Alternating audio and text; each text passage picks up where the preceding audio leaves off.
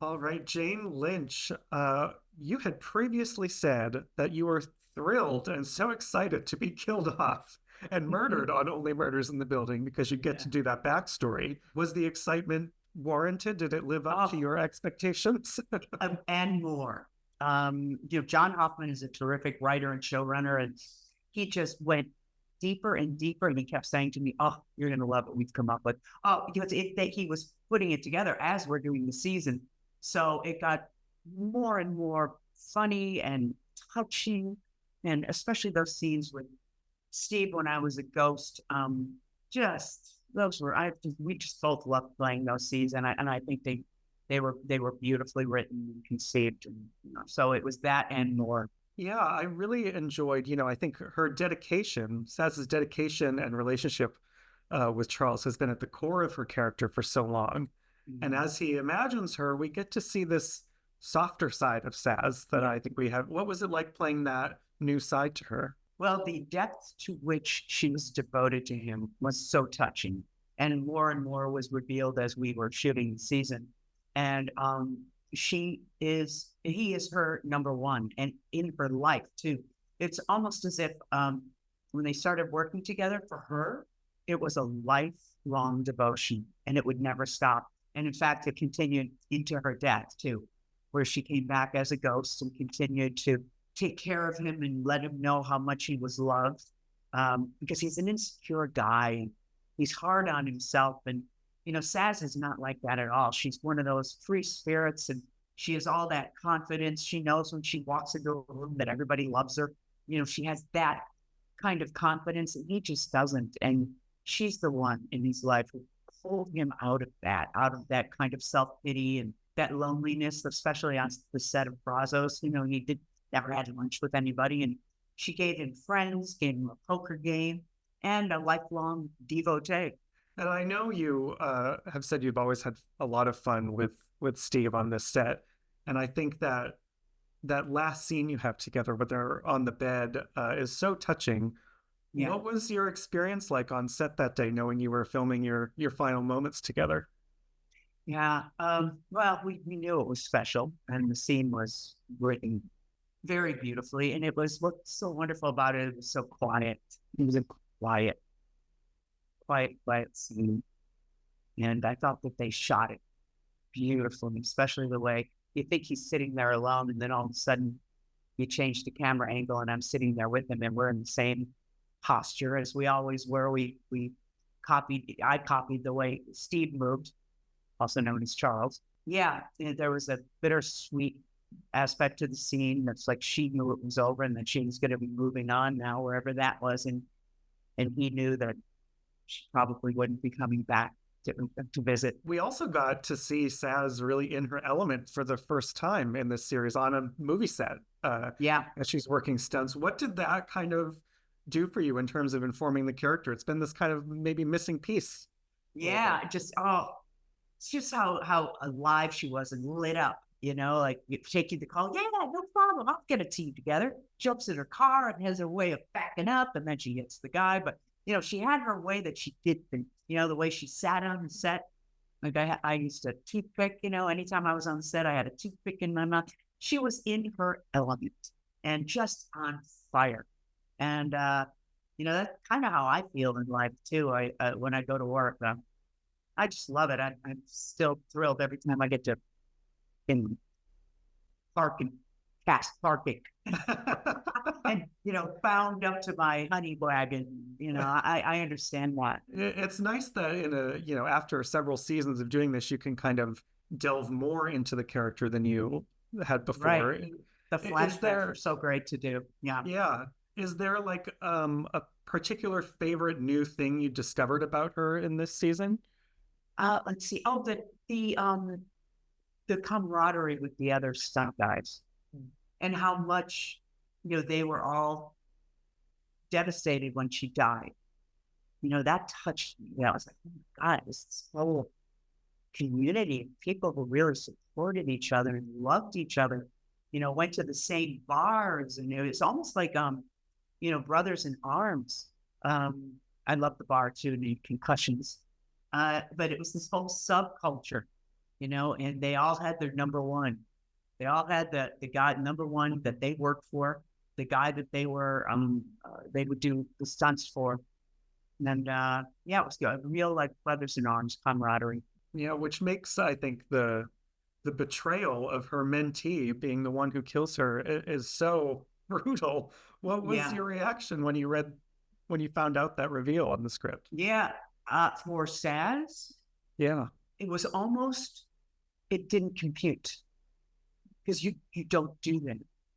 Just you don't betray each other. This is a brotherhood, and I don't think she experienced in her life that kind of betrayal. And I think it in the beginning it just shocked her. You know, in the beginning of that scene, she couldn't believe that it had happened because you don't do that. So it was a first for her, an absolute first that, you know, she gave everything to this kid, you know, and made him a part of the brotherhood, and he betrayed her. Well, at least she'll live on in her Only Murders movie script. Yeah, right. She has Exactly. her contribution. That was a sweet ending, wasn't it? Yeah. Although, you know, you mentioned that bar, the concussions, Paul Rudd came back as a new character. I know. Would you be willing to come back if they said, hey, we got Absolutely. this new one for you? Just don't make me do an Irish accent. Absolutely. Well, I don't know. I think that could be fun. Yeah. No, not for me. You don't want me doing an Irish accent. It's not very good. And I'm Irish. You know, it seems like there's always been a lot of guest stars in this series. I think this season had more than ever, probably. Yeah. Were there any favorite memories of guest stars with you along the way on this set? Yeah. The funny day was when there were 4 people dressed like Charles. You had Steve, you had me, you had my stunt double, my actual stunt double, and Eugene Levy. Oh, wow. So it was very meta. So we took a bunch of pictures. Did you? I know there's a lot of people, like, you didn't necessarily share scenes with some of the big folks who came through, but did you get to run into any of them on set? Oh, yeah. In fact, the one day when they were doing the movie within the series, Molly Shannon, who I've known forever, it was great catching up with her. Eugene, you know, I like Eugene. Ava Longoria. Yeah, oh yeah, Ava. Oh, I actually knew. And Zach, yeah. So that was really great. And then I ran into Meryl Streep in the hallway where the dressing rooms are. Good person to casually run into, I think. Is yeah, just ran into her. You know, I was curious because you have so many credits to your name. The vast majority are, of course, comedic roles. And if you can kind of think back to the start of your career, I'm wondering if are you still connecting with comedy in the same ways that your younger self did, or are there new elements of comedy that move you now? Very good question. Because when I was younger and just starting in the business, I think one of the reasons that I did well is that I had kind of a weird take, which to me, because I always start emotion first, was grounded in something real. I wonder, I've probably gotten to know myself more. And I think the more you get to know yourself, the more there's funny in there. Well, you can't be funny if you don't find everything that lives in you to have something funny about it. And that's like, if you're taking yourself way too personally, you know, it's really it inhibits your growth as a human being and makes you of less value on the planet. But I also think if you're an actor, you can't laugh at this stuff. For those, you have 5 Emmy Awards from some of those roles. Yes. And, you know, those wins, I realized they all happened after you turned 40.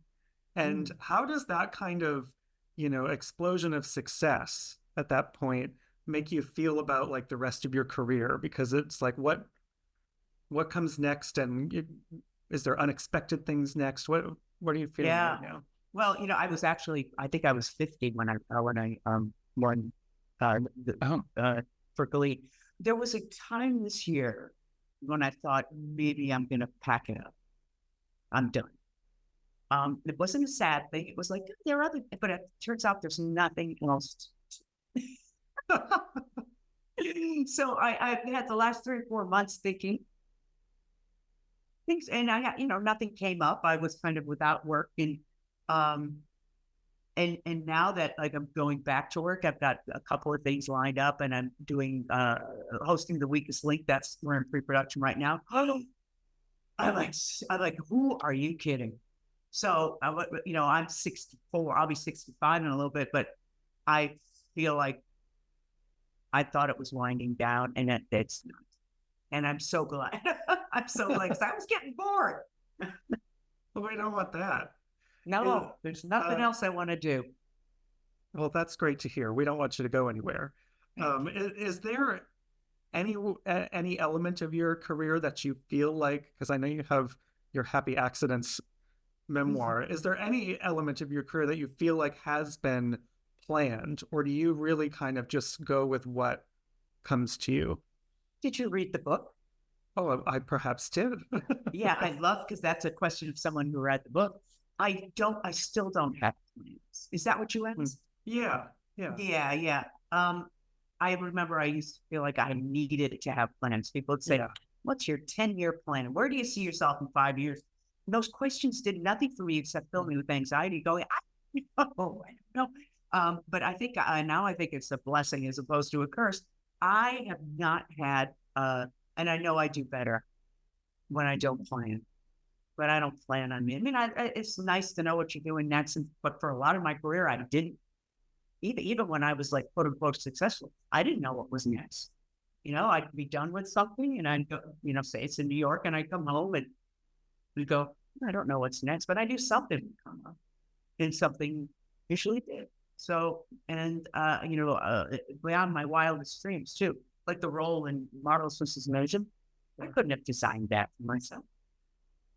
And this role, Saz, I mean, it's so weird and out there and juicy. I don't have the imagination for that. So I do much better just kind of, I mean, I'm hosting a game show. I've hosted 2 game shows.